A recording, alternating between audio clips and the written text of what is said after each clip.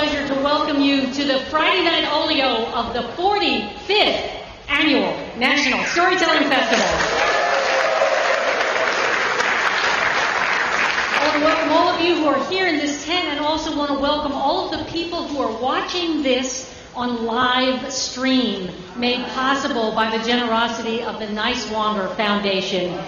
Last year's live stream of this event drew audience members from more than 30 different countries.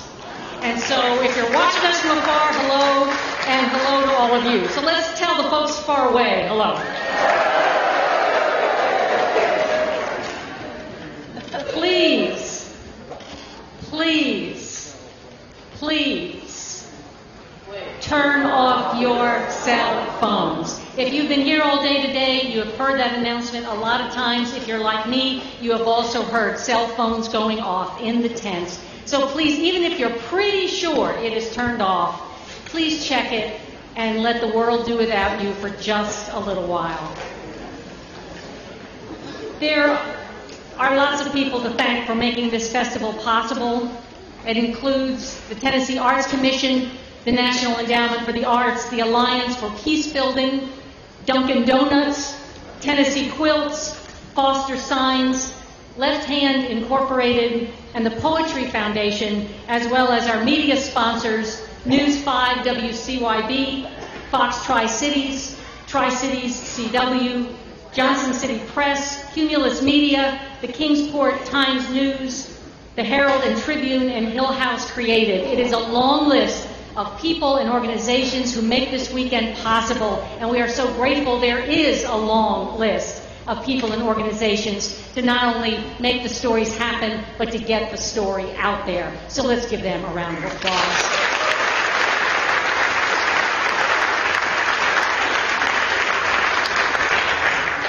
We want to thank stage manager June, sound crew CJ and Ed, interpreters Joyce and Liz, and an army of volunteers who have kept this tent going all day today.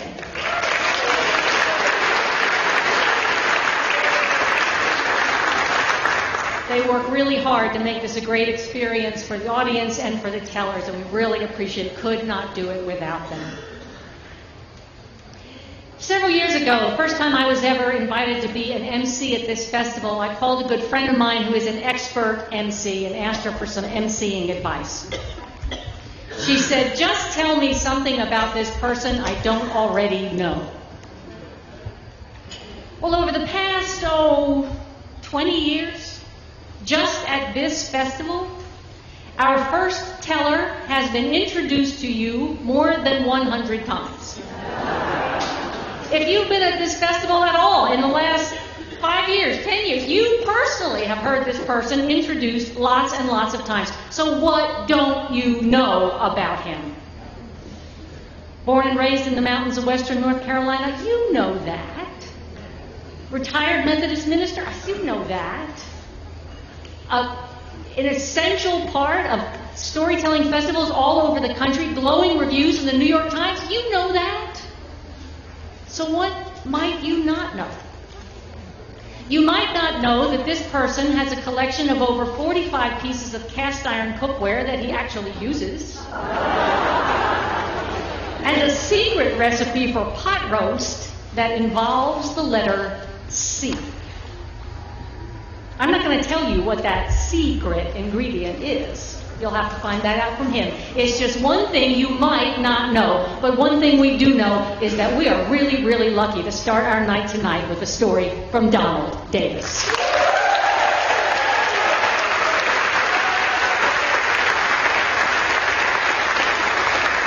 Thank you. This is actually my 37th year here at Dolores. So when I was born, my mother thought it was a waste of money to pay to have a child's haircut. So she cut it. I had 3 cowlicks, one in the front, 2 in the back, so my mother just whacked everything off.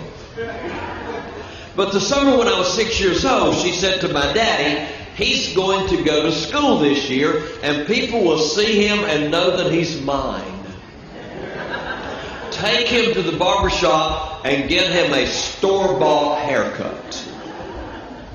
And my daddy got me, and we started out the door, and the last thing my mother said was, "Don't let Jim Caldwell cut it." Now, we got to the barber shop. All the barbers were Caldwells. There was J.R. and there was Herschel. They were brothers. And then Jim was ancient. He was related to them in some other generation. And you know, I didn't know things like Parkinson's disease and Alzheimer's and things like that. He just had what the old people always called the palsy. And so he would pick up his clippers, and here they go. He hit somebody's head about 3 times going across the top. And I thought the other day, if he were in business today, he'd make a fortune. But when my turn came around, it was Herschel who was going to cut my hair. First thing he did was that thing they do to make you know you're not big enough to be in the barber shop. He laid the plank across the handles of the big Coke and barber chair so you sit on the plank and put your feet in the seat. Then he put that sheet around my neck and he gave me a really nice haircut. We got home and my mother looked at it and she said to my daddy, "Did you pay for that?" He said, "Yes, 60 cents. She said, "Get back in the car." And we went back to the barber shop, and my mother went in a barber shop. I knew that was illegal. I mean, there were signs on the wall that said things like, "No spitting, no profanity." Women didn't belong in there. And she said to Herschel, "Cut his hair so that you've done 60 cents worth." And I got back in the chair, and my mother stood there, and she circled him, saying, "Cut more on that side. Now cut on the other side. Now get in the front so it doesn't hang down. Now cut more in the back so it won't stick up." Till I was cut to the bone. My daddy never took me to the barber shop again. My mother did it. And it was the most embarrassing thing in the world when you got to be 7, 8, 9, 10 years old to have your mother take you to the barber shop. My friends would be in there all on their own, and here come my mother. Well, when I got to the 7th grade, I escaped. In elementary school, I'd gone to the same school where she was an installed spy, otherwise called a teacher. But in junior high school, I was at a different school. I had this homemade wool knit little toboggan cap, and I started wearing it all the time so I could keep my head covered up and my mother wouldn't know how long my hair was getting. But one day she picked me up at school, and I guess the car was hot. I got in the car and I pulled it off. And she said, "You look like a sheepdog. I need to take you to Herschel to get your hair cut, but I can't take you today. I've got to go to the grocery store." I said, "Mama, I am 13 years old. I know where the barber shop is. I know Herschel. Give me the money and I will go get my hair cut while you go to the grocery store, and I will even walk home." My mother said, "Maybe just this once." And she gave me $1. Haircuts had gone up to 90 cents. And she said, "Give Herschel the whole $1 and tell him to keep the change." Well, she let me out and she headed to the A&P store. I went in, sat down in the barber shop. Finally, my turn came. I got up to the chair, and Herschel said, "Where's your mama?" I said, "I'm 13 years old. I guess I could come to the barber shop without my mama." And Herschel, who had grown up with my mother, they'd known each other all their lives. Herschel said, "He He said, well, big boy, how do you want your hair cut then? And I said, do you know Miles Chapin? Now, wait a minute. Did your mother have a list of children whom she wished you had never met? For me, Miles Chapin was at the top of that list. He was evil. He grew up with his grandparents and lived with them. And when we were in elementary school, he was the first kid who got his own guitar. And he thought he was Hank Williams. Every time we'd have a little talent show, he'd come wearing cowboy boots, cowboy hat, and he'd start playing, and he'd start making indecent eye contact with the mothers in the audience.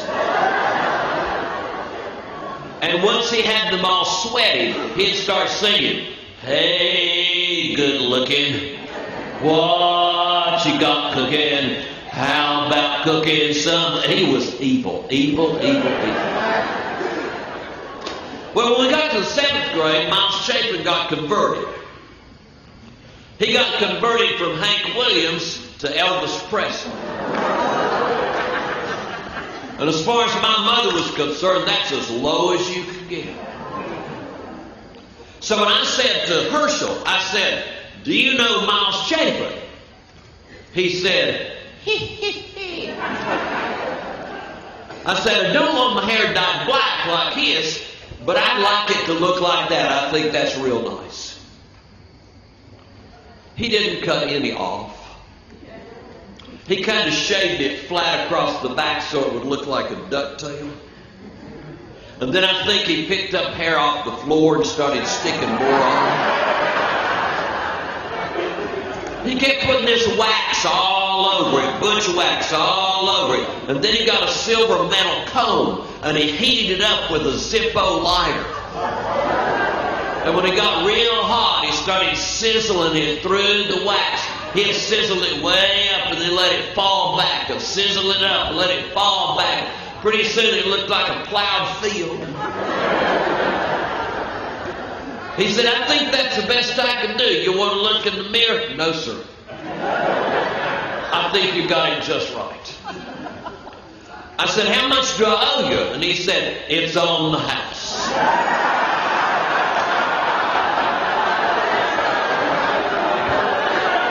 Well, I walked home, and when I got home, I finally had to do it. I looked in the mirror. And that's when I thought, you know, like what George Bush used to say, mistakes were made. And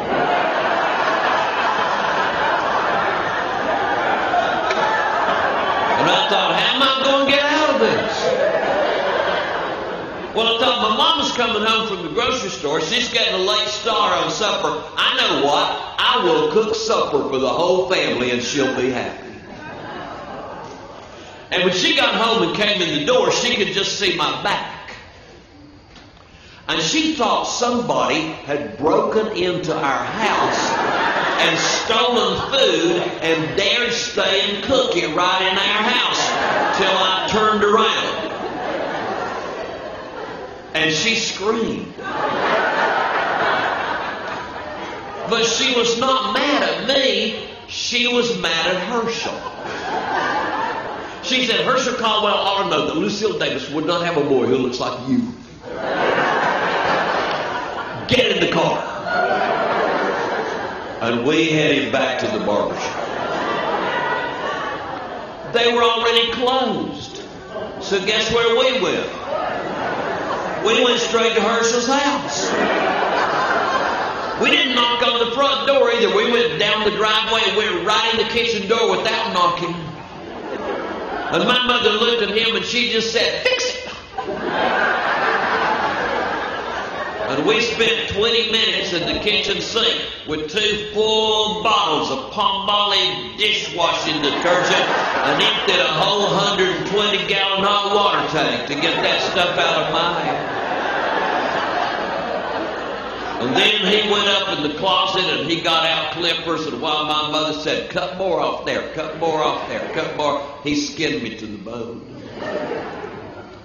She never took me to the barber shop again. When Herschel got finished, she said, "Now, give him his money back."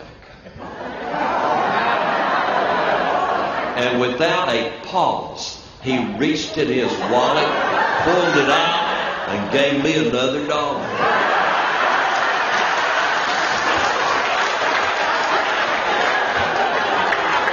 My mama never went to the barber shop with me again. She didn't have to. But I went very often, every time I needed money. She'd give me $1. I'd go in. Herschel would cut my hair. I'd say, "How much do I owe you?" He'd say, "It's on the house." It's worth $1 just to remember the look on Lucille Davis's face. Last time I saw Herschel, my dad was 93 years old in the nursing home. And old Herschel, almost that old, came to cut Daddy's hair. And he cut his hair, and my dad said, "Herschel, let me pay you." He said, "Donald's already paid me." My dad said, "I didn't see him give you any money." He said, "He didn't give me any money, but his being here brought back memories I couldn't pay you for."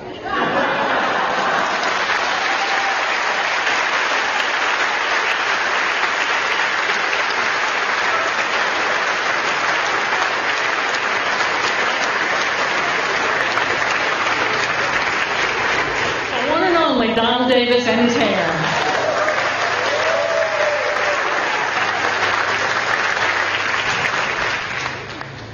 Corine Stavish was born in the Bronx, spent her childhood years in Oklahoma, went to college in Illinois, now lives in Michigan.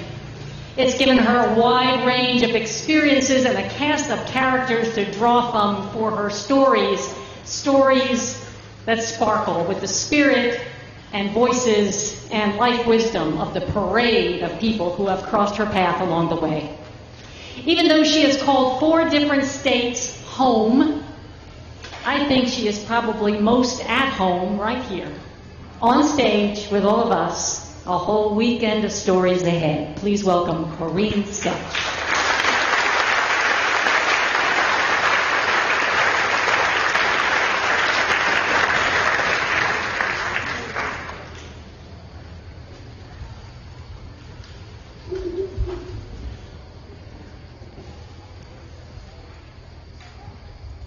My sister was a platinum blonde.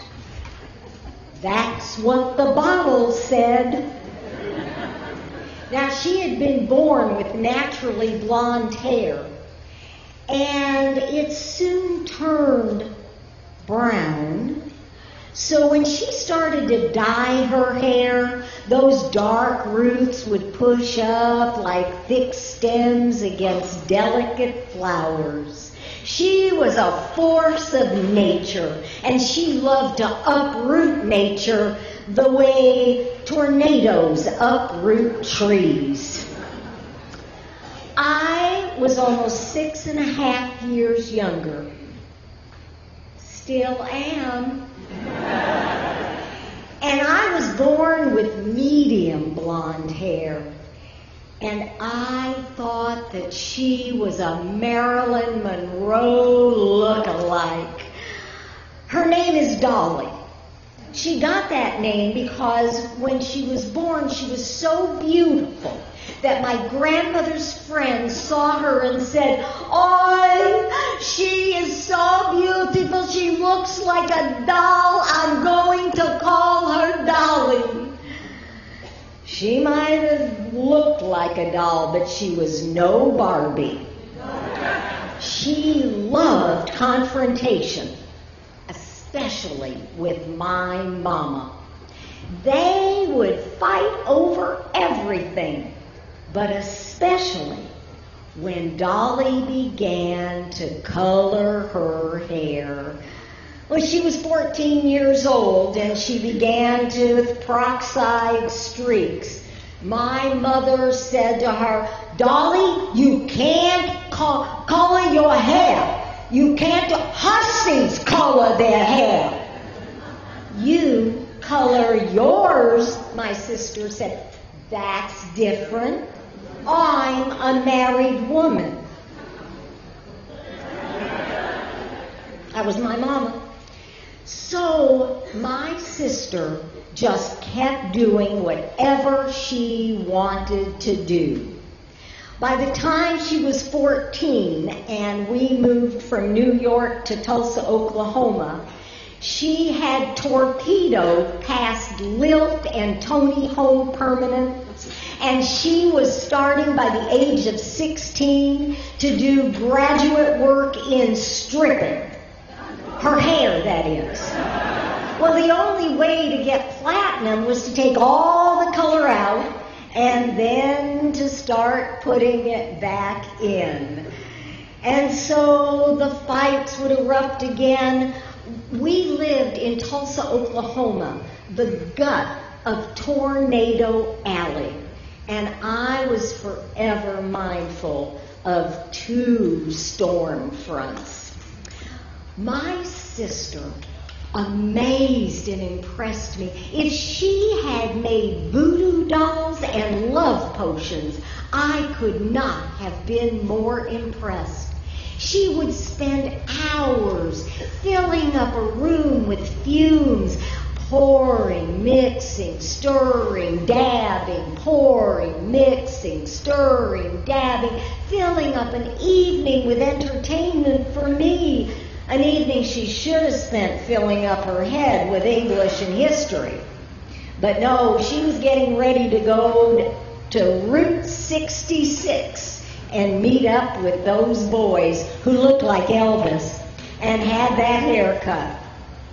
Well, we lived right off Route 66, and when the tornadoes came, our tornado routine would go like this.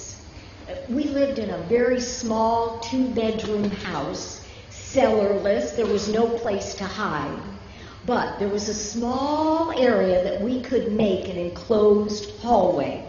We closed the door to my parents' bedroom, the door to my sister's and my bedroom, the door to the bathroom, and there was a door to the living room. So we were in an airtight shelter. Whenever we knew a tornado was coming, this was our routine. And then I would take my books and coloring books and occupy one wall. My sister would take her manicure set and True Romance magazines and occupy the other wall. Daddy traveled. Mama traveled the hall, going back and forth, muttering, oy vey, oy vey, oy vey. I don't know whether it was Mama's oy veys or what it was, but my sister couldn't stand it one time when we were in that claustrophobic area for what seemed like hours, and she knew how she was going to fill up the rest of the evening. She opened the bathroom door and decided to dye her hair. My mother got hysterical.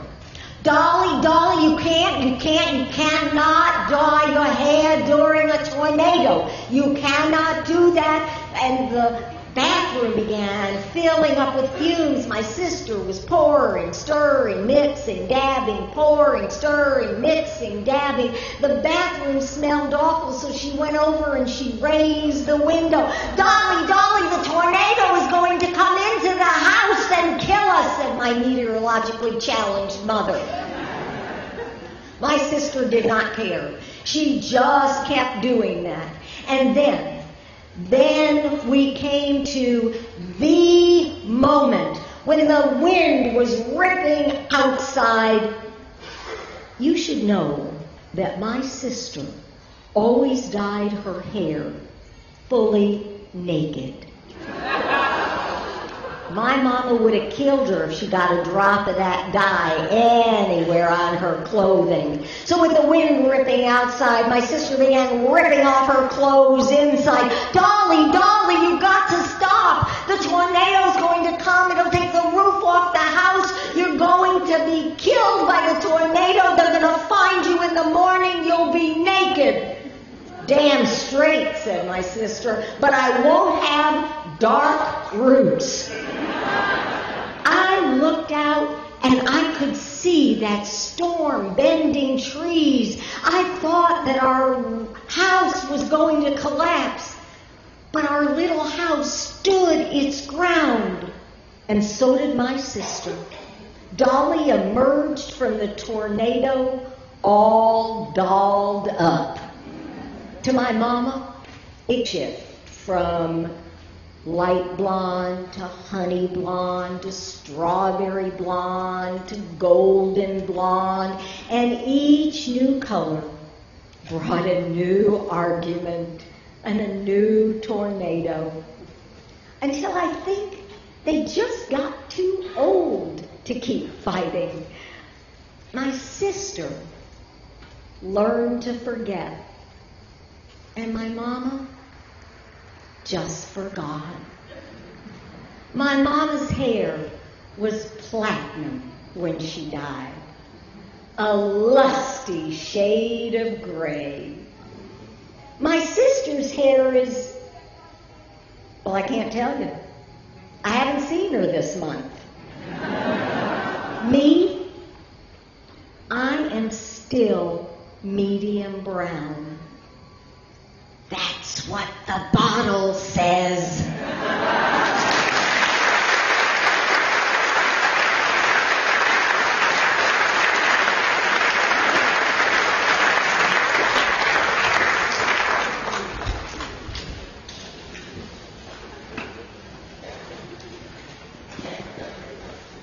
One more time, thanks, Corine. Beautiful story. Thank you.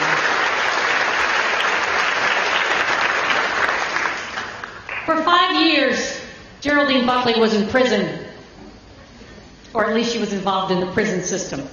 First as a volunteer and then as a chaplain at the largest men's prison in Maryland. So how did this British-born, convent-educated woman end up telling stories and leading story workshops all over the world? Well, it is just part of her story.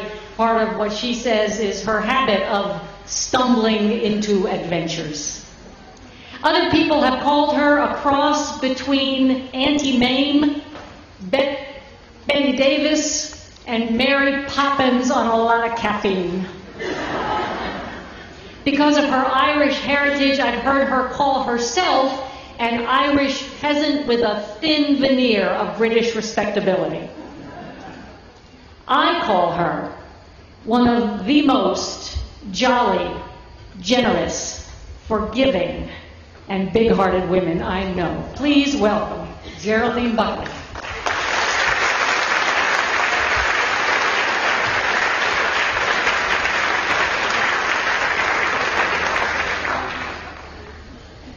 I tell you, I adore this woman. I absolutely adore her. And have you heard her telling stories? Oh, I know.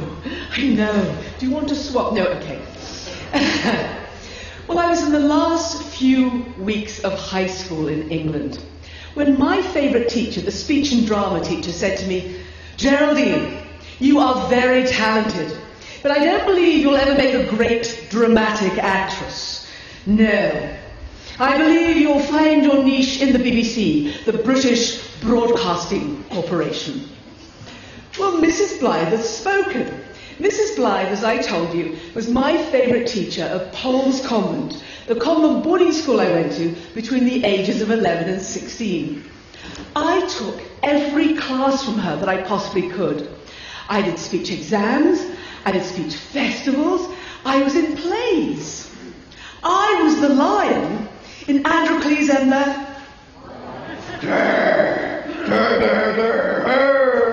What did she mean I wouldn't make a great dramatic actress? But she spoke those words to me just before I was going to leave the school, so I really took hold of them. And I thought, all right, so I'm going to work for the BBC. Now, I knew that it was incredibly difficult to get into the BBC at any level. But with my usual enormous enthusiasm, I decided I wasn't going to just work for the BBC. Oh, no. I was going to be the head of the prestigious drama department of the BBC. I just knew it. Well, I kept that vision ever before me as I went to college, and then I did a stage management course. And it came to the summer before I was going to apply, when I got a break. I was flying home to see my parents. Now, we lived in England. They had moved to Spain, which is a 2.5-hour plane ride. So it sounds very exotic, but over here it's the equivalent of your parents moving to Florida. So I was on the plane going to visit them, and sitting next to me was this lovely man. He was about 35, he was married, he had a big bushy beard and kind eyes. And I said to him, "What do you do?" He said, "I'm a cameraman in the drama department of the BBC." And all my stories are absolutely true. So I said, "I want to work for the BBC." He said, "You know, it's very, very difficult to get in." I said, "I know, do you have any tips?" He said, after chatting to you, he said, "The best thing is probably for you to get a temporary contract. And there's one that's a 4-month contract. It's the lowest form of life on the studio floor. It's called a temporary relief floor assistant. But if you got that, then you have a foot in the door and you'd be on your way." He said, "But they are very hard to get." He said, "All right, I'll help you." And he took out his card and he wrote a name on the back and he gave it to me. And he said, "When you get back to England, phone up this man and tell him that I said you had to have an interview. And he'll give you one. Now, if he likes you, he'll make sure you get to the real interview, which is the committee interview. And if he likes you, he'll make sure you get through that and you'll get the job." And I said, "Thank you. Thank you so much. Thank you." He said, "Just a moment." He said, "I've got to warn you about something." He said, "This man really likes women." Now, you've got to remember, I was in my early 20s and even more gorgeous than I am now, if that were possible. He said he really likes young women, and I think he will particularly like you. But don't play that game, all right? Don't play that card. I thought, play that card? Play that card? What does he mean, play that card? I mean, I knew what Mrs. Blyther said. I was going to succeed on sheer professionalism alone. I just knew it. So when I got back to England, I took out the card and I looked at the name. It said, Mr. Ramsbottom. We have some very unusual names in England. Well, I phoned up Mr. Ramsbottom and he invited me for an interview. And even though I knew what Mrs. Blyther said, I was still really nervous. And so I did what any self-respecting woman would do. I went out to buy myself a new outfit. I went to an upmarket and yet fashionable department store because I wanted to strike the right balance between being trendy and being practical. And I found the perfect outfit. It was a little tweed and green skirt, it was a little matching shirt, a little crossover sweater, but the piece de resistance that put me at the edge of 1980s fashion was a pair of bright green Mary Quant hose. Oh, they were gorgeous, gorgeous. Well, I bought 2 pairs just to be safe, to be sensible. I tried one on, they fit perfectly. I ran all over town in them. I got some very admiring looks, and then I got a run. Now, this wasn't any run. This run was the size of the transatlantic railway. But it didn't matter because I had that other pair. Well, the day of the interview came, I was pottering around, I was half-dressed. Well, then I looked at the clock. I realized I'd mistimed things. I had to get out of the apartment now to get into the tube, to get to the BBC for the interview in time. Well, all I had to do was put on the hose. So I opened the packet and started to put them on. And that's when I realized this pair was faulty. The crotch only came up to the knees.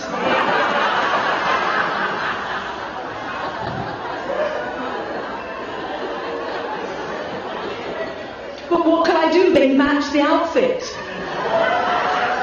So I hobbled out of there as quickly as I could.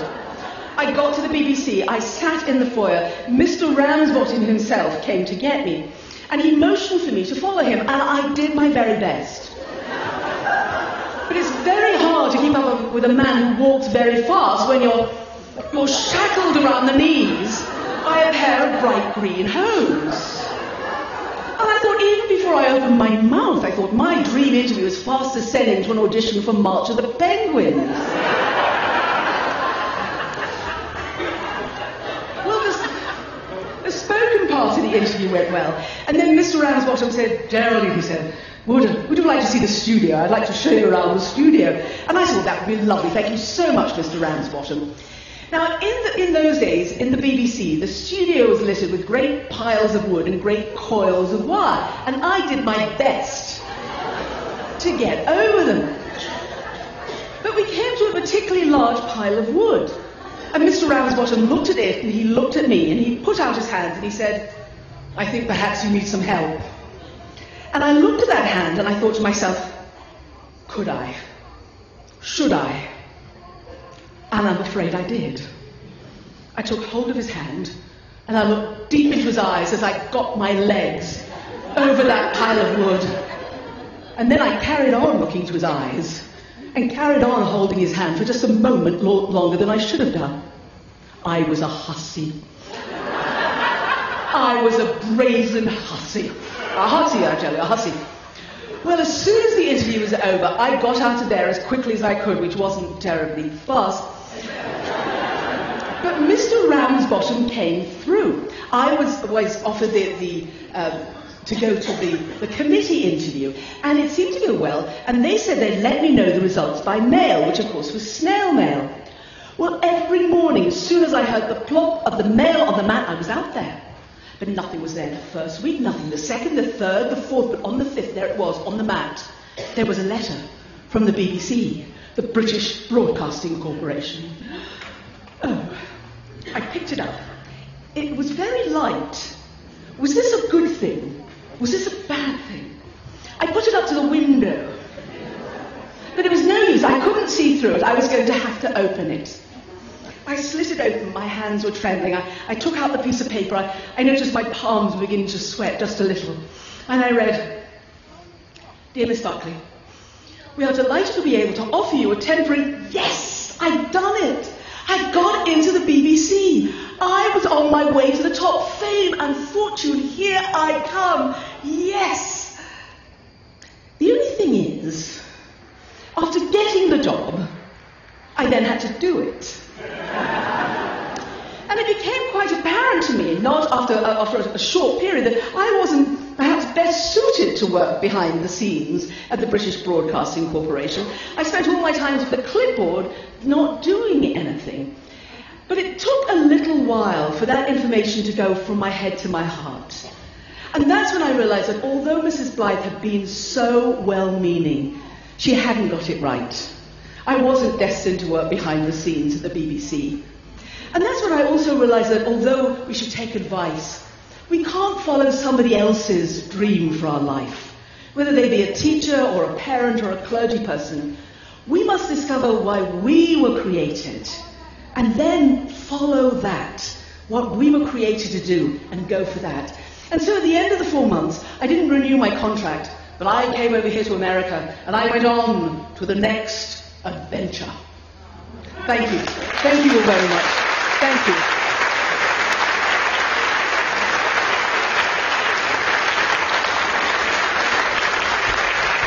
Geraldine Buckley, A Million Adventures.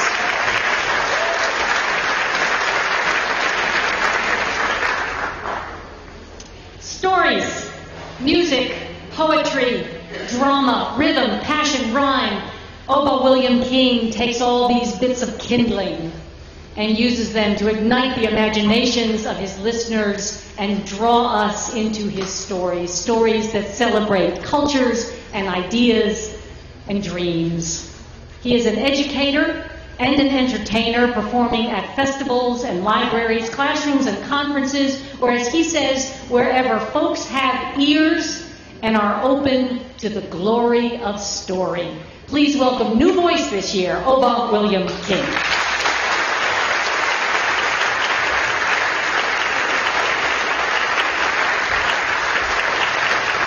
Hello, everyone. I am very happy and proud to be a new voice.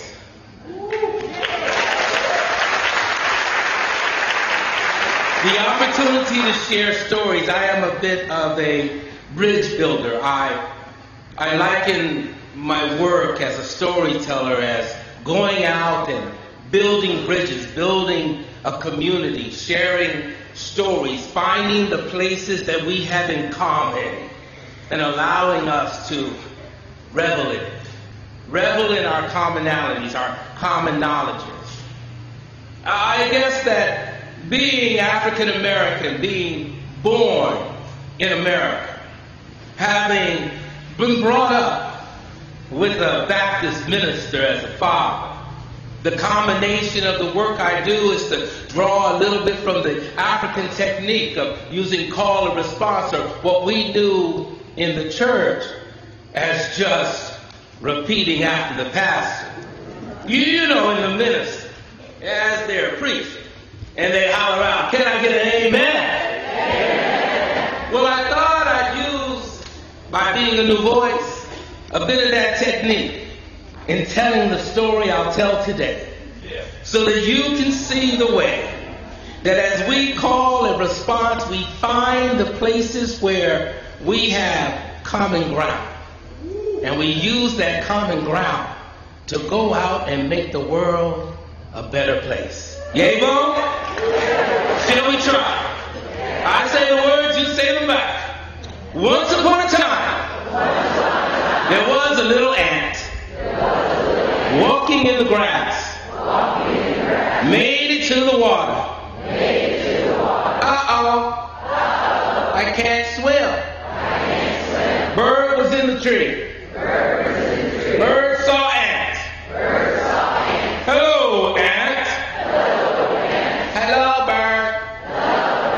What's the matter? I can't swim. Bird said, I can help you. Bird bit the leaf.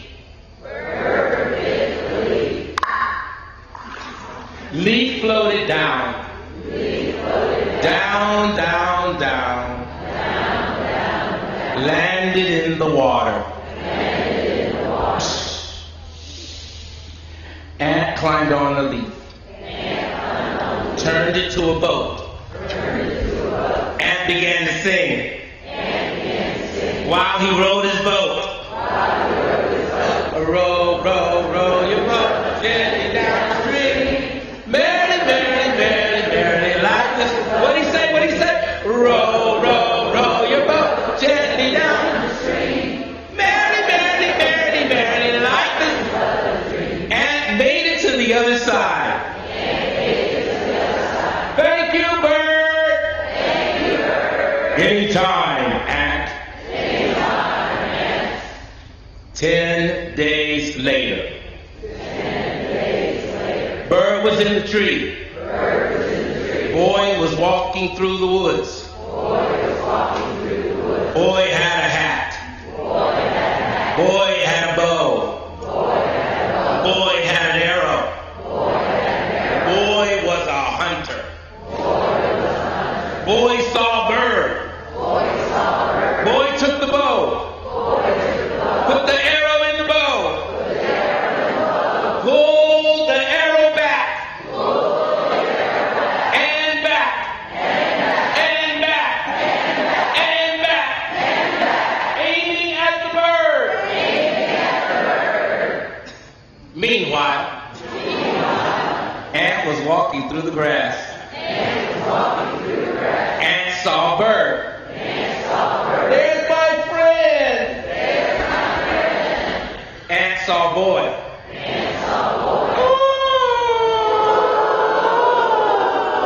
Ant began to run. Fast as he could. Running across the grass. Ant leapt in the air. Landed on the boy's foot. Ant bit the boy's foot.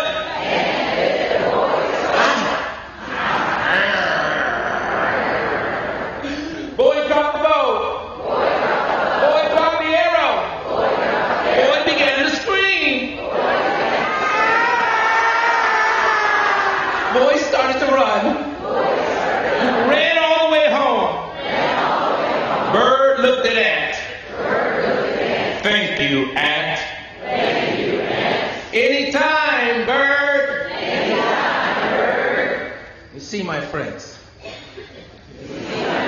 you must always show kindness to everyone, no matter how big or how small. For you never know where your help may come. Yay, Bo. Thank you.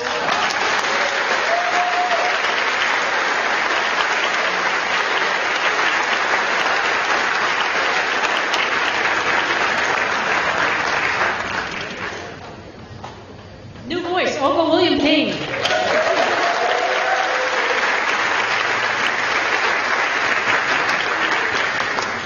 Carmen DeeDee says that when she travels, she often likes to look for and wander through dusty old shops, looking for linens with handwork on them, embroidered samplers, lace-edged handkerchiefs, anti-macassars, you know, those doilies that people used to put on the backs of sofas to keep men's greasy hair from leaving a stain on the fabric.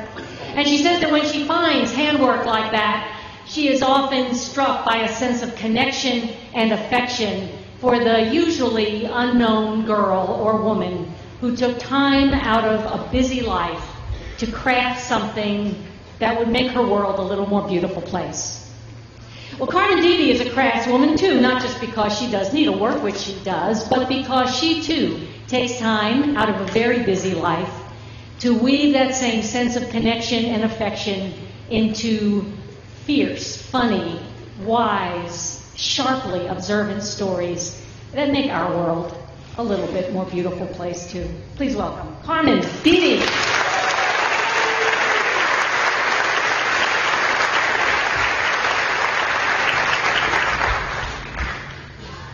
Who told you that? I'm married to a canary, clearly. Hello. All right, so you know when you're a little kid, think back, way back, all right, people. And you think your family's normal up until a certain age. Stay with this, ladies. See, she's laughing because she's got crazies. We all do, right? We all do. We think that it must be normal to have Thanksgiving in July because your mother just wants to make turkeys in July because they're cheaper. Or maybe you have jello fights on the lawn in New Year's. Okay, by the way, I have actually interviewed people. These are all stories people have told me. Or maybe your grandmother wraps Christmas presents, I swear, in aluminum foil. Or maybe your mother burns the bathtub on moving day, a little on that last one. So when I was a child, I thought my parents were pretty normal people. True, they were Cuban refugees. They were growing up. We were growing up, my sister and I, and we had moved to this tiny microcosm of a southern town, Decatur, Georgia. My father worked in a steel mill. My sister went to school. My parents paid taxes, went to church. I thought they were mostly like everybody else. Okay, so my mom had like an issue with like germs. That was one sort of thing that I thought everybody's mom had. Stay with this, all right? She carried Lysol. Remember Lysol? In her pocketbook. It was not a purse, it was a pocketbook. And she would spray down the Piggly Wiggly handle on the car in front of the manager and God and everybody.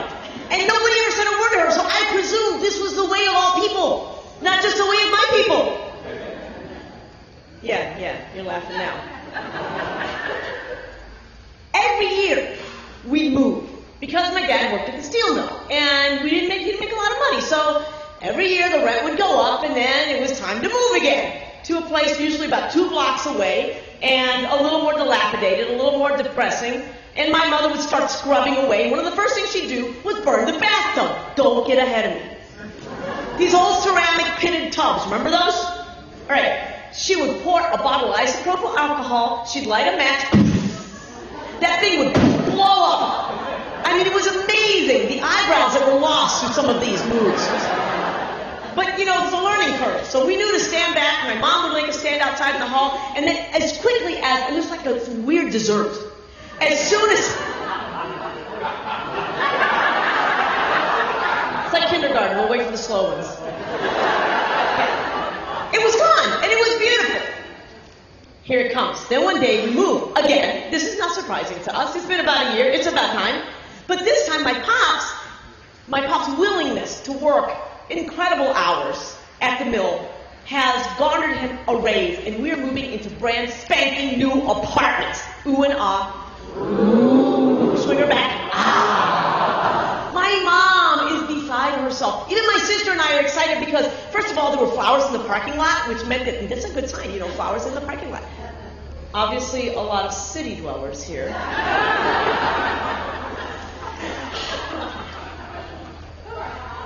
I'm glad you have your warehouse loft with all your cute IKEA furniture. But anyway, in my world, that and a swimming pool, okay, it was more of a puddle, but it was still officially a swimming pool, made this place amazing. And a shiny number 8 that still had all the screws in it was on the door.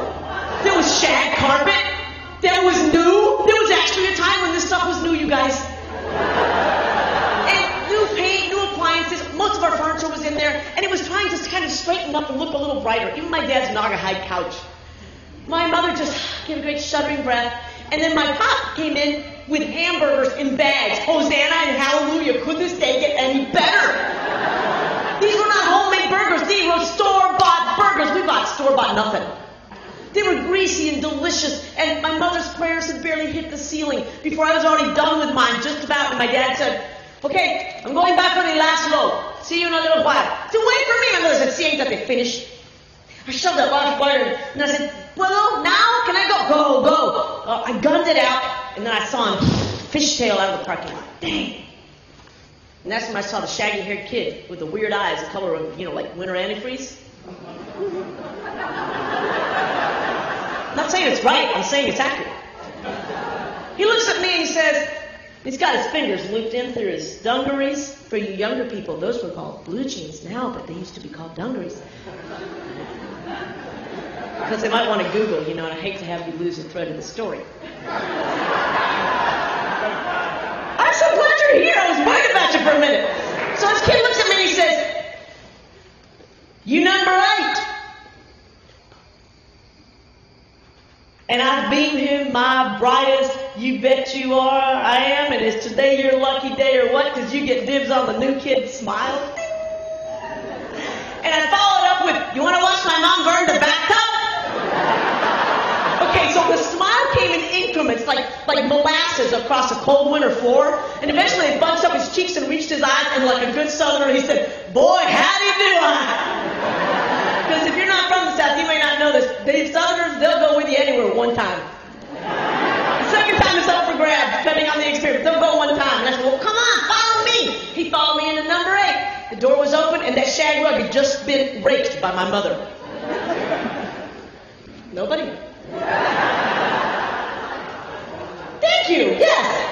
Diagonal stripes, yeah, right? Well, he walks in, he looks around, he sees the boxes, he sees the furniture, and he says, hold on now. Is your mom a pyro? Because this don't look like no pyro's house. There's still stuff here left to burn. What is a pyro? He said, you know, person what likes to light stuff up just to watch it burn. I'm horrified. No. My mom does not like to watch things burn. She just likes to watch the germs die. He starts to laugh, and then he says, that's the craziest thing I ever heard. And so I punch him, because that's what you did back then, when it was legal. And he falls on the floor. He laughs so long, he's wheezing. He laughs so hard, he swallows his gum and coughs it back up again. I'm not giving him a little kick in the leg. It's an affectionate sort of thing. And he's still laughing. And in walks my mother. What is going on here? And who is this? This is my friend. What is his name? What's your name? He sits up and he's still laughing. He brushes off his trousers and he says, my name's Ronald Wayne Harding, ma'am. But everybody calls me Ronald. She looks at him like this is enough information for anybody. Nods and says, the bathtub she burned in 5 minutes. And then she walks away. And I look at this kid and Ronald and I said, you think this is crazy, don't you? Because in a moment of blinding clarity, I realized this is weird. Everybody's family does not do this. We are weird. Remember that moment? Remember that moment in your life? Like, oh man, and I found out. This kid just laughed and he goes, nah, this ain't weird. What this here is an opportunity. Let's sell tickets.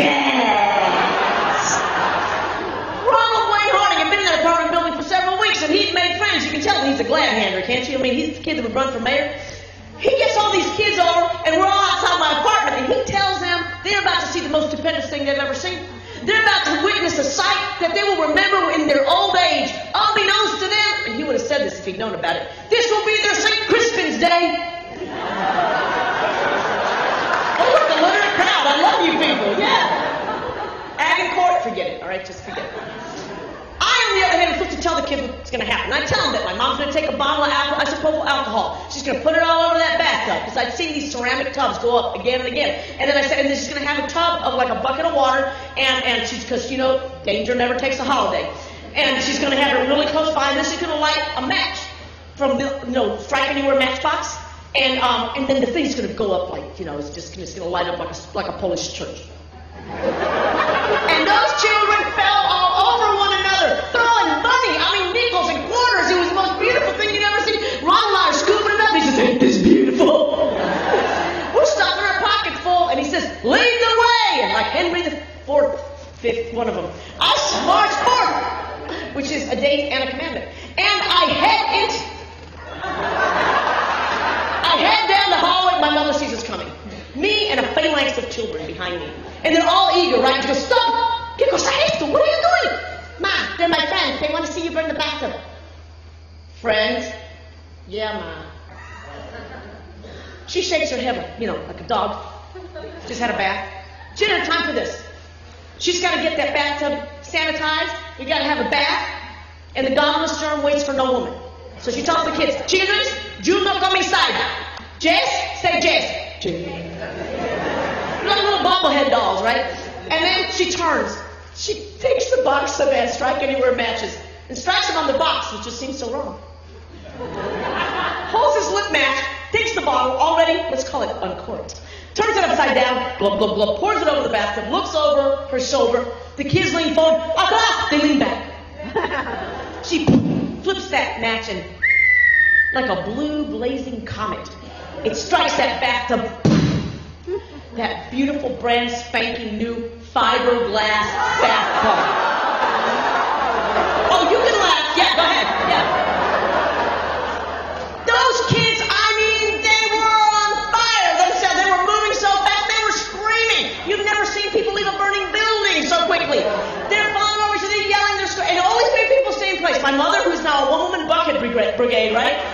Me, I'm totally useless because I'm rooted to the ground and terrified, and Ronald Wayne Harding stays about 3 nanoseconds, then disappears, comes back with a man in a white beater t-shirt and a big old fire extinguisher. And one look at him, and I know how Ronald Wayne Harding is going to look in about 20 years. And he says, out of the way, man! And in moments, that bathroom looks like some weird Currier and Ives Christmas card. But only if you don't know about the horror that lies beneath. He turns to Esther, my mother, says, lady, I just got to know, that is one hot mess. What in the world made you want to burn a bathtub? And my mother's either in too much shock or she just doesn't understand what he's saying. And once again, I'm translating the world to my mother and my mother to the world. And I say, she had to kill the godless germ. And that man just looked at me like a good Southerner and said, well, dang, that's about as good an explanation as I guess I'm ever going to get. He marches out of there and the story ends like this. As you've already imagined, none of those kids in that apartment complex were allowed to play with me ever again. The next morning, oh, go ahead, laugh at my pain. I sat on the stoop of our little apartment, picking at a scab, like you do, when I see a pair of Converse sneakers. I follow his little scrawny legs up, and then all the way up to those luminescent eyes, and there's Ronald Wayne Harding. He said, hey, what's the matter? Your parents didn't get the word? You're not supposed to play with me. He said, I ain't got parents. Got a dad. You met him yesterday. He's a fireman up Lateral 11 way. He said, your mama likes anything ever, just call him up and he and the boys will be down here in a tick. Yeah, you're really funny, say I. And that boy's...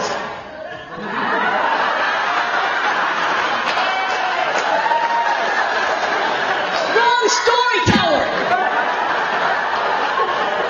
But that was funny. He squats down, I got like 30 seconds left. He squats down, he's looking at me, and he said, hey, look at me. I look at him uncomfortably. Yes. And he says the most marvelous thing. All right, so, I don't ever tell nobody this, but when I was a little kid, like littler than now, I used to tell a lot of lies. And one Christmas, my uncle, he done said to me that if I kept telling lies like that, I was going to be really sorry, because for every lie I told, Santa Claus was going to have to eat one of his reindeer.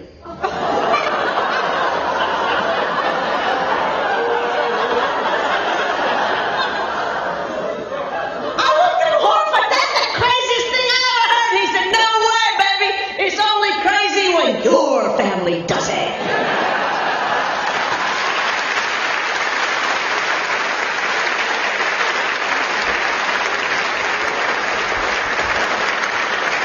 Nobody like her. Carmen DeeDee.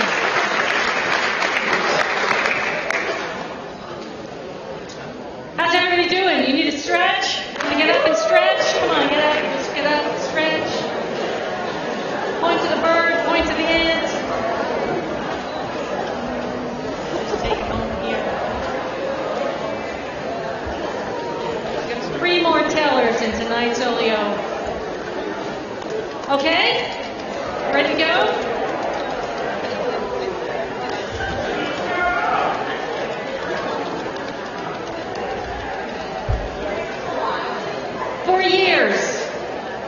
For years, singer-songwriter Claudia Schmidt was a mainstay in the folk music scene. She toured all over. She released over a dozen albums. She was a frequent guest on A Prairie Home Companion, and then she took a break. One of the things she said was, specialization is for insects. And she wanted to do something different. And so she moved back to her native Michigan to a little community called Beaver Island, where she ran Beaver Island. You know about Beaver Island? She ran a bed and breakfast there, ran a restaurant. As she said, it allowed her to take care of people one-on-one or 2-by-2 instead of 5,000 at a time at a festival or a concert. And then a few years ago, she came back to music, back to the fans who love her and love her music. She's released several more albums. She's collaborating on a musical about the life of Amelia Earhart. Lucky us, she is back touring again, taking her glorious voice, her incredible musical dexterity, and her infectious laugh to places all over the United States, including right here. Please welcome new voice, Claudia Schmidt.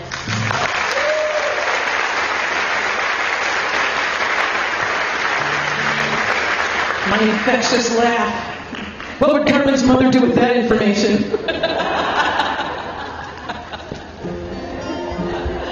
Get the Lysol. I have always loved the birdies all my life. We had parakeets when I was growing up in Finches. We always had a house full of animals. We had a parakeet that lived to be 12 years old, and supposedly they don't keep learning things. But I was about the same age, and at that point where the phone rings, and it's always for me, and I'm always up in my bedroom, and so my mother would yell up the stairs, "Claudie!" And if that bird didn't, every time the phone rang, would yell, "Claudie!"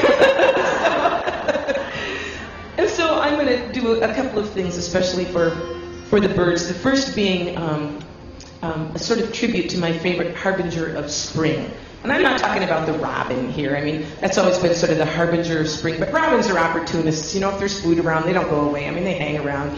And I'm talking about the bird that when you're driving in a late winter day, or you're out in your yard, you hear it or you see it for the first time, and your heart leaps. And that's what this first piece is about. And then I'm going to play a song that was inspired by 2 chickadees in my own backyard. A few years ago, and I was out on a cold, clear winter day, and I heard 2 chickadees calling back and forth to each other, and I realized that they were calling consistently in minor thirds, a half step apart. It's, you know, for this is a lugubrious interval for a reputedly perky bird. So this got my wheels turning. I came in the house and started kind of building some chords around those calls, and sort of accidentally took a journey into the dark side of chickadee-dom. So first the harbinger, and then the blues.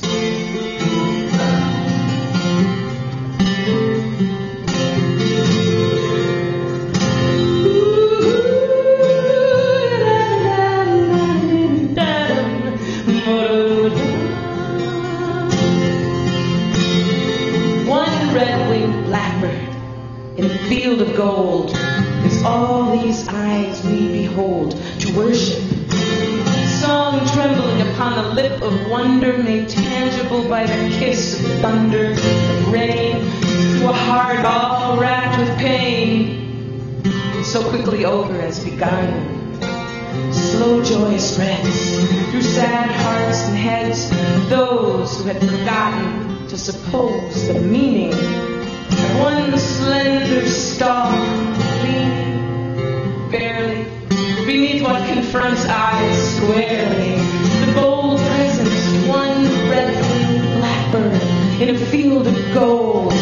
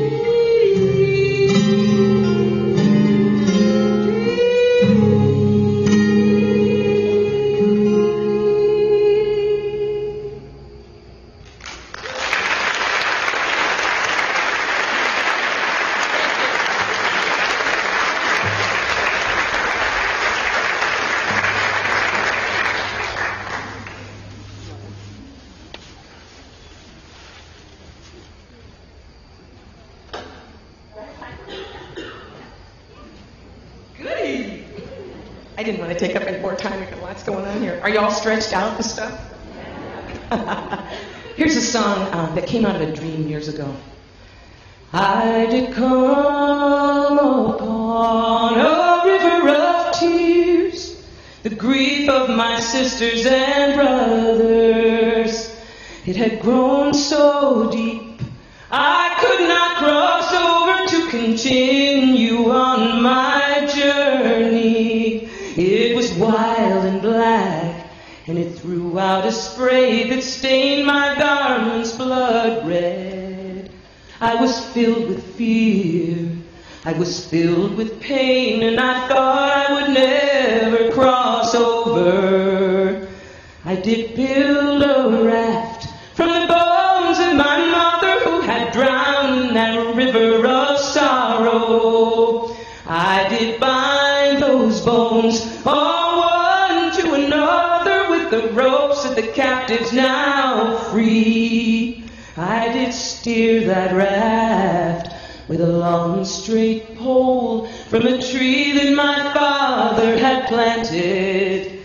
And I set off into that treacherous flow with a trembling hope in my heart.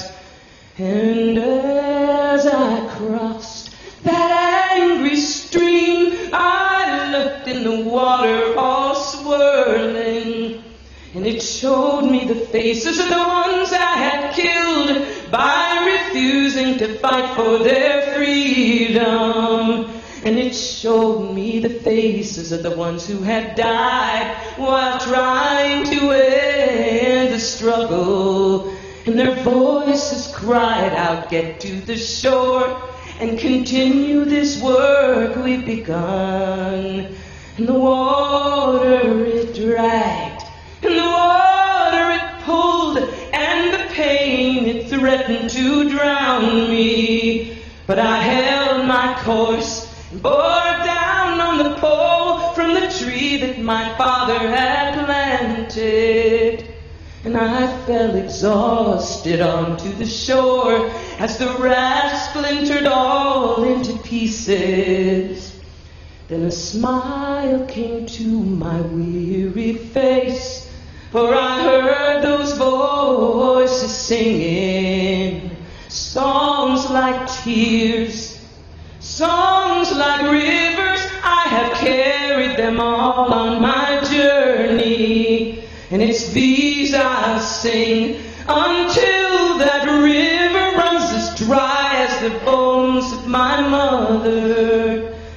And it's these I'll sing until that river's but a valley where sorrow once raged.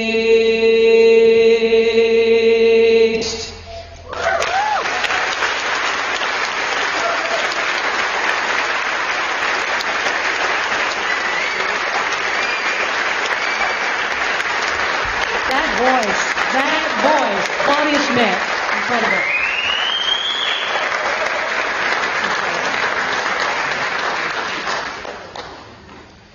Jim May admits that he was skeptical about storytelling at first. He was an elementary teacher in Woodstock, Illinois, and another teacher, as he says, got in his ear about storytelling and about the National Storytelling Festival in particular. And so finally, in October of 1979, Jim May came to Jonesboro and sat in a chair just like that, in a tent just like this, at the 7th Annual National Storytelling Festival. At that festival, he heard storytellers like Ray Hicks and Catherine Tucker Wyndham. And those storytellers and other storytellers that he heard while he was working on construction crews or on horse farms inspired him to examine his own life and his own experience and see if he could come up with some stories of his own, stories that led him back to Jonesboro many times as a teller. And now, 38 years after that first experience of the power of storytelling, Jim May is here again tonight with his stories of hope and humor and compassion and wit. Please welcome the wonderful Jim May.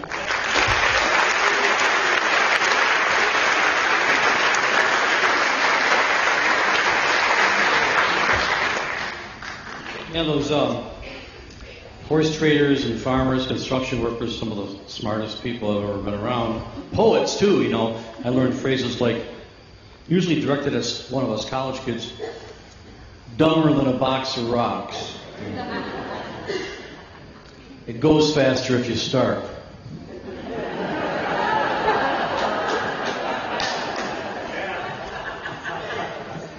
Drier than a popcorn fart. Think about it.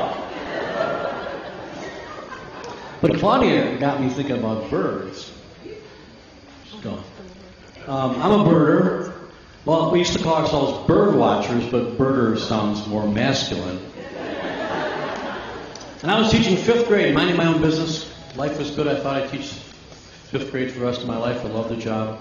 I've always had jobs that I love and really lucky.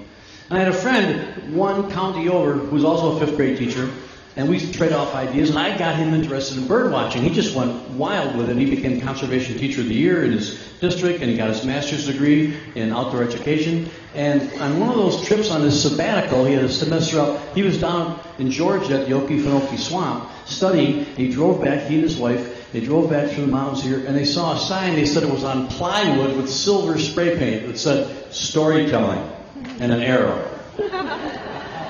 And they were both from liberal arts majors from Knox College in Galesburg, Illinois. I've never met anyone from Knox College that wasn't a very curious, intellectually alive person. So storytelling, let's go see what that is. Well, he told me about it. He came back with all kinds of stories. That was before the tents. That was 1977. And he said there were stories on front porches and in church basements, the Presbyterian church, and people out just sitting in the lawns telling stories. And he talked about there was a native person, First Nation person from Canada, and that would have probably been Ron Evans. And there were these two cousins from the mountains. He said it was really hard to understand their dialect, but they were both trying to tell jack tales, and they were arguing about which was the right version. That was Stanley and Ray Hicks. He said, you got to come. We'll learn some stories for our kids. Well, storytelling, you know, it seemed like an odd idea to me. Plus, they called it NAPS. What the heck does that mean? NAPS. He said, well, it's the National Association for the Preservation and Perpetuation of Storytelling. You know, that didn't get my heart racing exactly.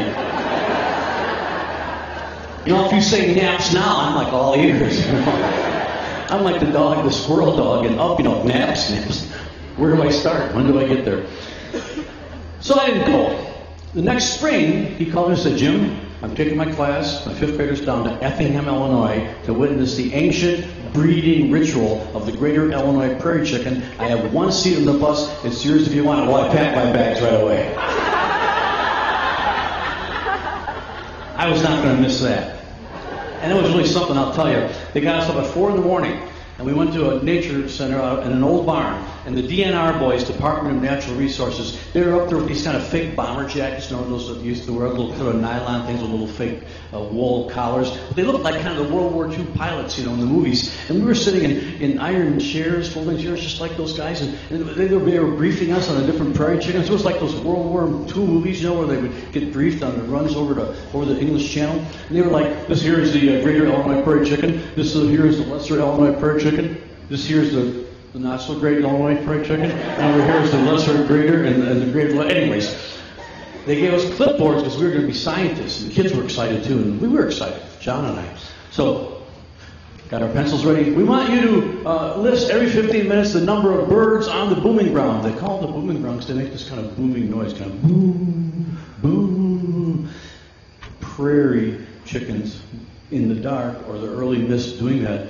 Can you imagine settlers coming upon, finding themselves in the middle of all of that, and waking up thinking the whole place was haunted? Or, anyways, go right back to Virginia. Anyways, and we'd like you to note every 15 minutes the number of males and females on the booming ground. That's easy because the males have little puffy orange sacs, and the more aroused they get, the bigger these sacs get. And so we're good with that. And then thirdly, we'd like you to note every 15 minutes the number of successful and unsuccessful matings.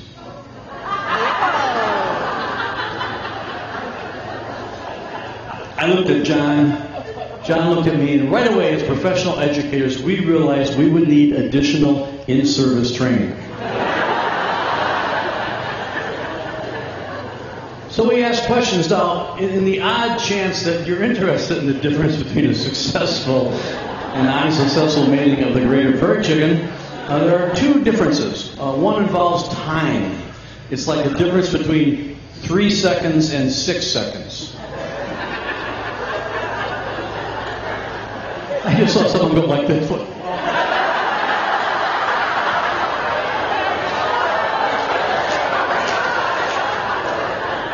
Anyway, the point is, just be glad you're not a prairie chicken.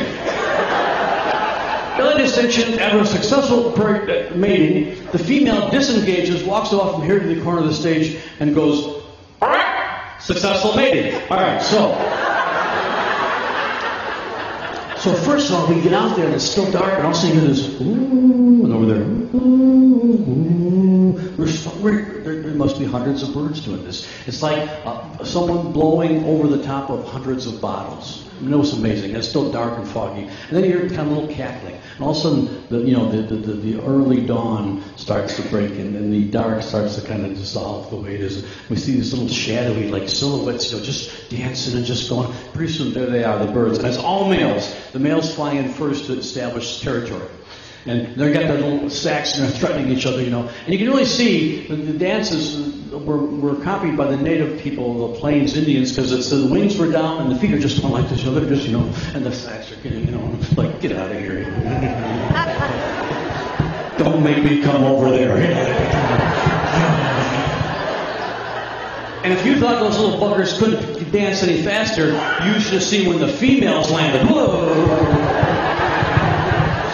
And the females are kind of nonchalant, like, pecking away here and pecking away there, kind of ignoring the males. And males like, you wanna? No, go to the next one. Finally,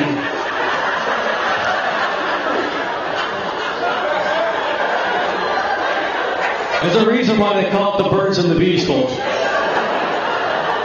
So, finally, two of them would get together and have an agreement and mount, but that didn't always work either, because at some point a rival male would come not flying, but running as fast as they could across the booming ground and bang, knock the male right off, and he would go ass over appetite, or as we say in the bird world, crop over tail. He would go over, kind of right himself, kind of look around like, what the heck happened, and get back on the dance floor.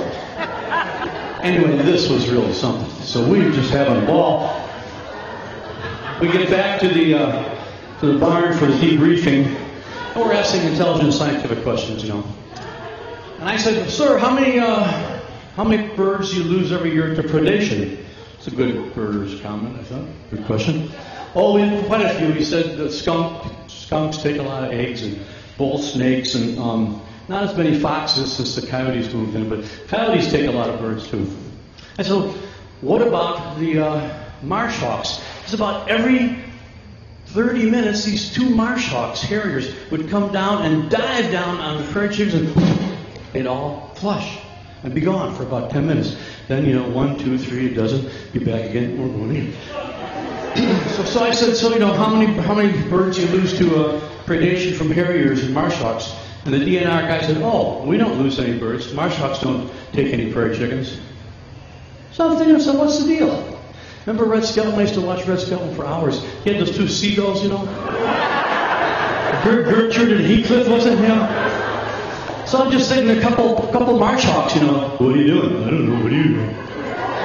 What do you want to do? I don't know. What do you want to do? I know. Those lovesick prairie chickens? Yeah. Let's go scare the poop out of them.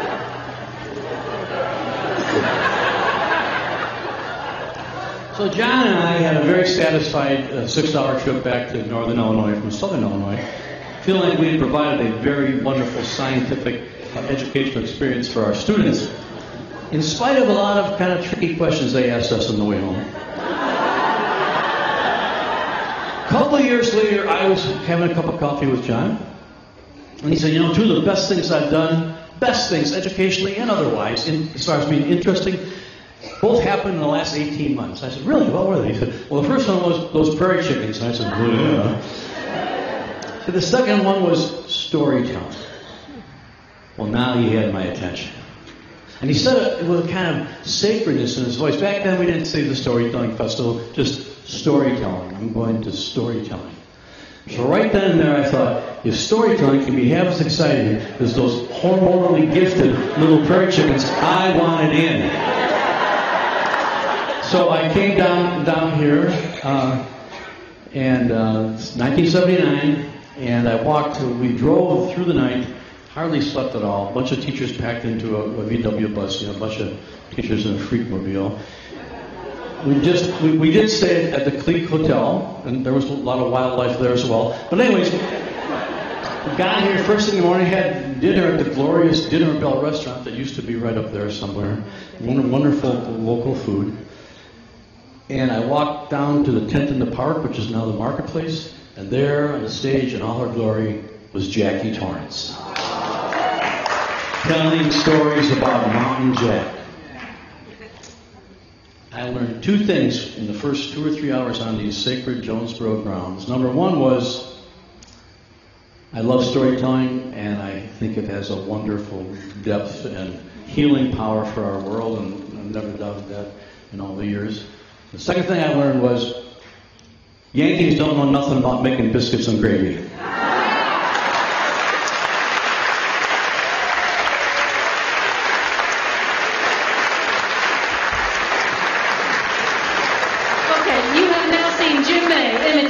A hormonally challenged prairie chicken. That does not happen every night at every place, but right here.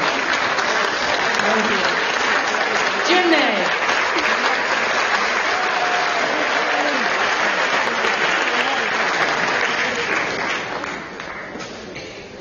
Willie Clafflin was supposed to be telling stories at this festival last year, but a last-minute emergency meant that he had to stay home, and a whole raft of storytelling friends filled in for him. And now this year, Willie gets to return the favor by filling in tonight for David Holt, who sends greetings and good wishes and is very sorry that he was not able to be here this weekend. But Willie has graciously agreed to step in and close out our evening tonight with his own particular, dare I say, peculiar style of stories and songs. It is the perfect ending to a perfect evening, the icing on the cake, the cherry on top of the sundae.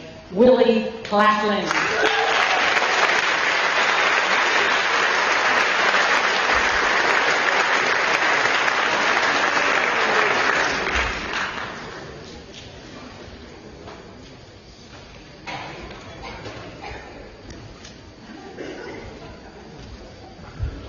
Well, obviously nobody can fill in for David, but when Brian and I heard that our friend could not be here, the first thing we thought of was maybe we could start off by doing something vaguely like what David might have done. As you know, those of you that know his work, a wonderful master of Americana in song and story from all different eras, from all different parts of the country. So I wanted to ask my son Brian to come up. We're going to take one of the traditional tunes out of our Sunday set and pop it in this evening. And this is a song, a lot of folks back east, as you know, went out west, had various misadventures, came back and told everybody in their local community about what had happened out there, and often did it in the form of song, because it was easier to gather a crowd, you could project a little louder, and it would get the message across. And so this was a tune, somebody who had gone out buffalo hunting in 1873, came back and talked about his experience. And as you know, there used to be millions of American bison and buffalo roaming the West until, under a federal government program, it was decided to wipe them out in order to wipe out the Plains Indians, because they got everything that they needed and wanted from the buffalo, everything that they wore, all the shelter they used, and of course the meat, the food. And so at the end of this purge against the buffalo, there were like 500 of the millions left. And then it occurred to folks that maybe it would make a nice national symbol. And late in the 1800s, an effort was made to bring back the herd, which has to some extent been done. So we want to bring a report back from what it was like to hunt buffalo in 1873. And I would like to welcome my son, Brian Clafflin. Would you please welcome him?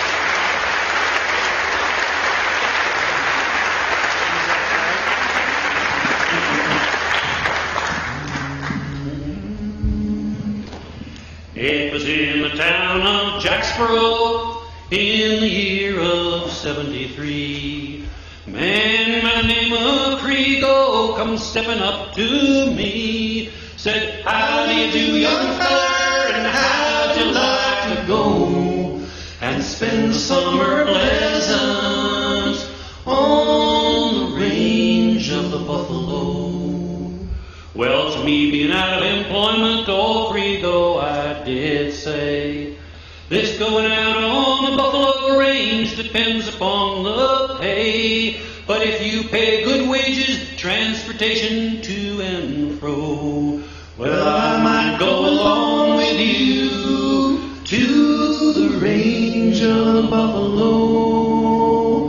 Oh yes, I pay good wages and transportation too, provided you will come with me and stay the summer through.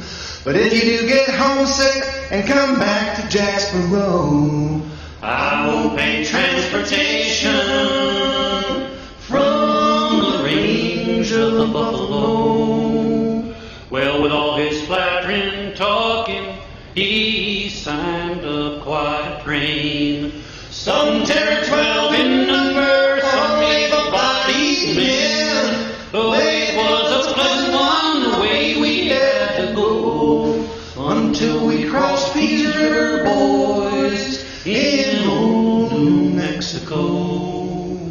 There our pleasures ended and our troubles they begun.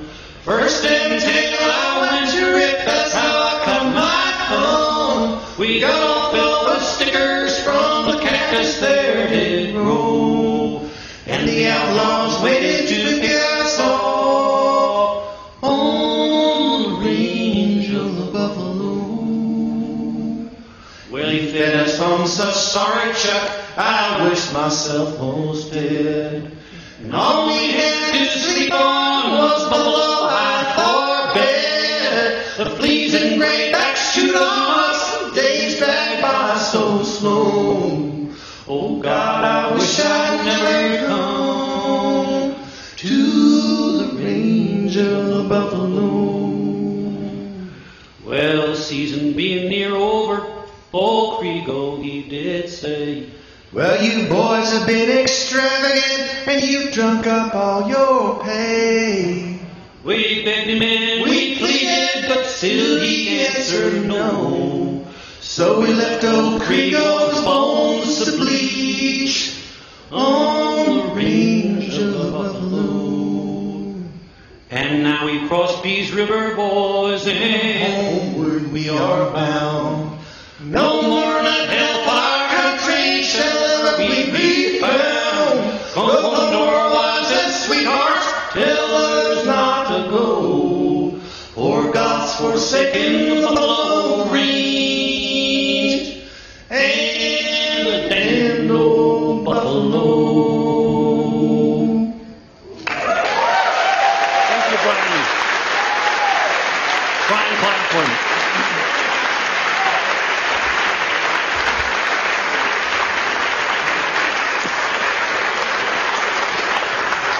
So we'll do a bunch more traditional tunes on Sunday afternoon.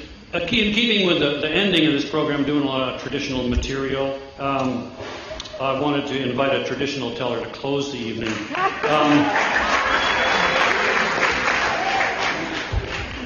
The only traditional quadruped, actually the only quadruped on the circuit today, the only ungulate, the only ruminant, and I'm disappointed always because we hoped it'll be a more inclusive event. I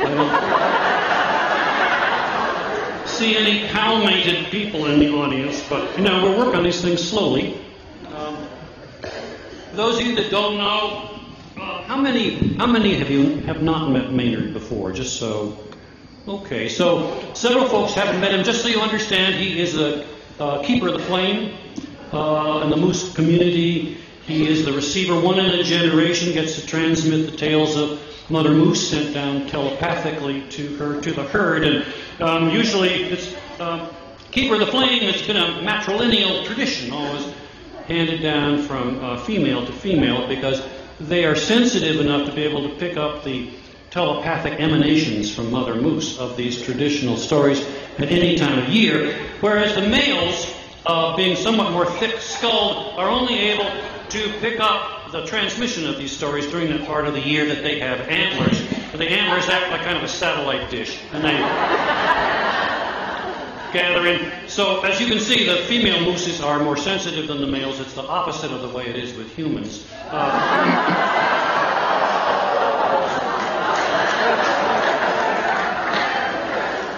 Anyway, so a traditional tale. Are you ready, Maynard? I would like to share a traditional quadruped tale that I hope will communicate traditional moose values. Have a moral. Have a story without a moral is just mindless entertainment. That's right, might as well stay home and play video games. This is called The Ants and the Grasshopper. Once upon a time, a long, long time ago, there were some busy, industrious ants, worked 24/7, all summer long. Worked 24/7 to store up heaps of food and stuff, so when cold winter comes, they will have enough for them and not have to share with nobody else. So, they work in 24. Their neighbor was a grasshopper. He just played the banjo all day long. I love to play my banjo to the sky so blue and hopping o'er the grassy plain. The thing I love to do, sproing. The ants shake their heads. Grasshopper, you should not waste your time strumming the banjo. No. You should not be frailing or scrubs, neither. No. You should be working 24/7 to pile up heaps of stuff. So when the cold weather comes, you'll have enough for you and not have to share with nobody else. But the grasshopper just don't care. I love to play my banjo to the stars above. I'm hopping o'er the grassy plain, the thing I truly love. Boing. Well, the ants were right. It'd get cold. Colder and colder. And it'd start to rain. It'd rain and rain and rain until all the food the ants have stored underground is sopping wet. Then it freeze solid. All the ants' food is frozen solid into a block of ice.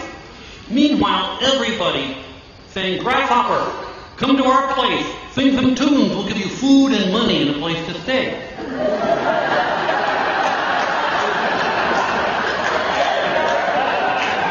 Well, the poor ants don't know what to do. They knock on the grasshopper's door. Please, could you give us banjo lessons? No, you should have thought of that last summer. Waste your time working 24/7, pile up heaps of stuff. You should have at least learned to play a mountain dulcimer.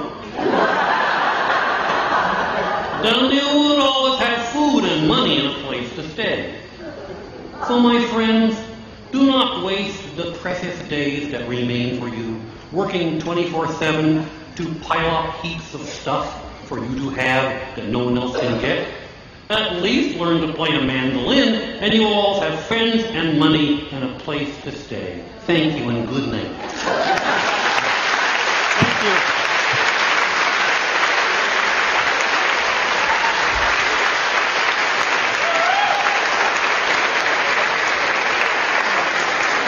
Willie Clafflin, Maynard Moose, and Brian Clafflin. Let's thank all of our tellers who have taken us on such a journey tonight. Wonderful evening, from barbershops to the BBC, the Prairie Chickens, and Maynard Moose. Thanks to all of you for giving us a great night. We'll see you in the morning.